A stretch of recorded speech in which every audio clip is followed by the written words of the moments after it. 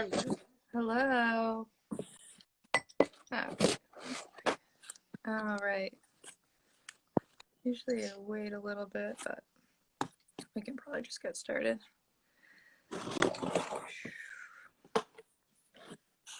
All right.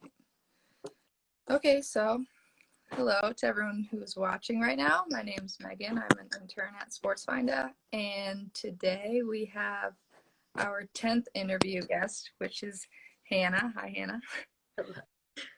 She plays lacrosse at St. Mike's, and we're just gonna get started with some questions if you're ready. Yeah. Okay. So first, how are you doing?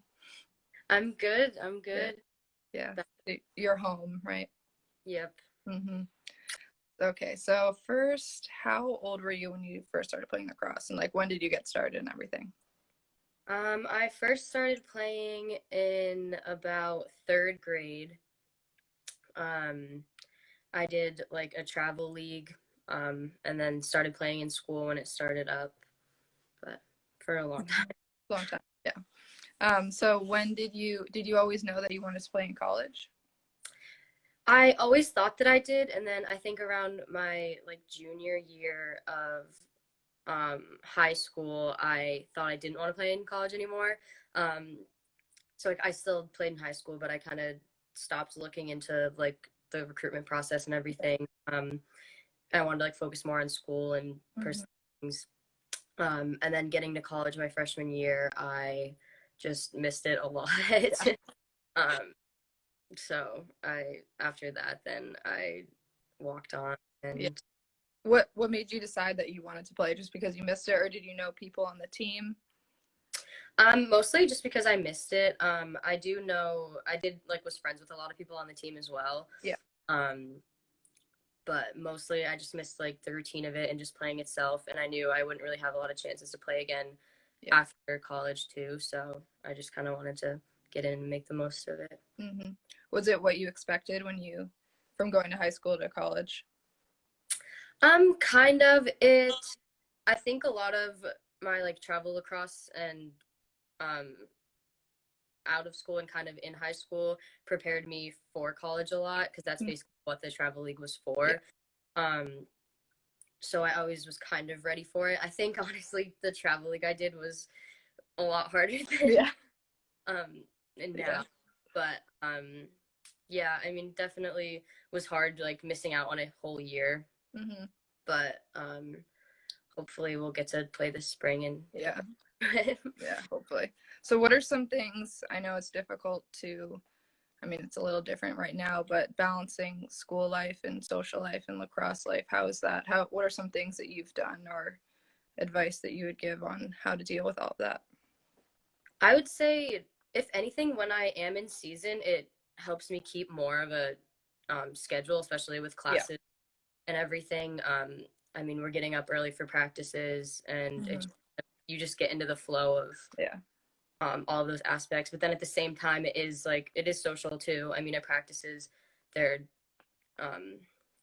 we're paying attention and playing well, but with a group of your best friends. And we tend to do things we'll go to breakfast or after practices, or dinners and stuff. So yeah, I always felt like my grades were better during the season because I had the schedule.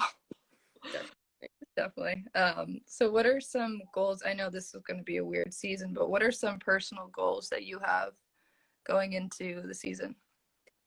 I think just trying to right now keep up with all of the fitness and working out to stay in shape. It's kind of hard to stay motivated now, but just trying to keep up with it all, so that when we have the chance to go back, we'll all kind of be on the same page and be fully ready to work as a team. And but what are some things that you're doing at home to stay in shape and everything?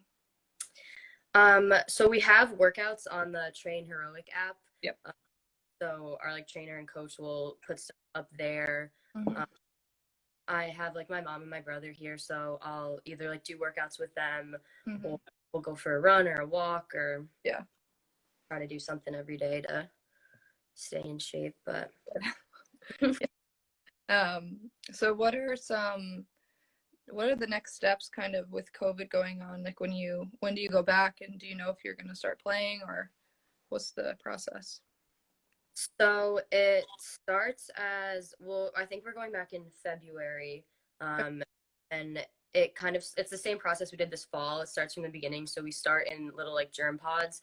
Yeah. So it's usually like 3 or 4 people. And then there's like 4 or 5 groups for the whole team. And we start that for like a week or two, and that's phase one. And then phase two, it'll be like 2 pods joined, so then it's a group of like 8 of us, and then phase three Mm-hmm. I think is all of us together.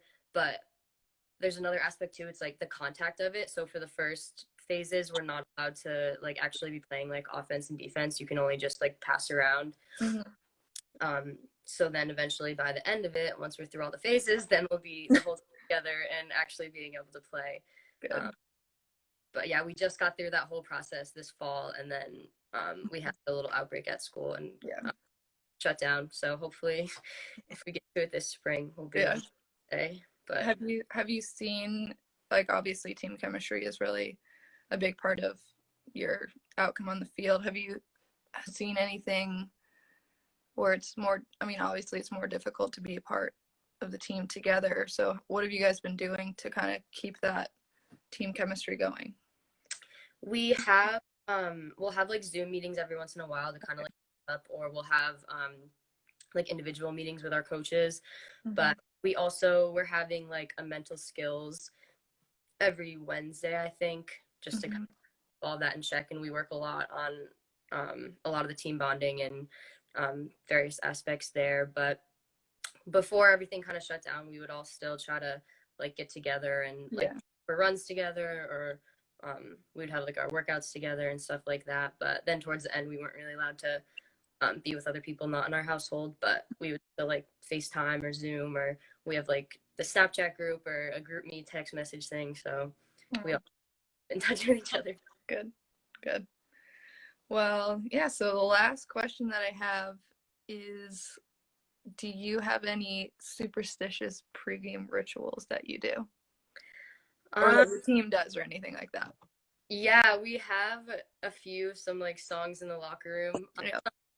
But besides that, in high school, my team we would all like have a word that we would write like on our hands or something. That's one of my favorite ones. You'd write like confidence or something like that. That was definitely one of my favorites. And then this year also, my coach had us focus a lot on, it wasn't like pregame, but it was like the middle of the game. Like we'd all pick our like reset. Mm-hmm. So like if you like make a mistake, or like we let a goal in or something, we all would have like some little like reset thing to do to good idea. Get back into it. So that was definitely one of my favorite things too. But that's awesome. I love that. Well, if nobody, let me just check here one sec.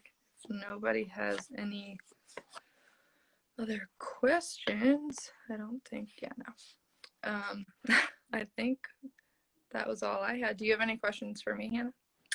No, not that I can think of. All right. Well, thank you so much for doing this. I really, really appreciate it. And to everyone who watched and who's watching, thank you so much. And we're going to have another guest next week. But thank you, Hannah, for being such a good sport and doing this. And I'll see you soon. Thank you. Thank you. Bye. Bye.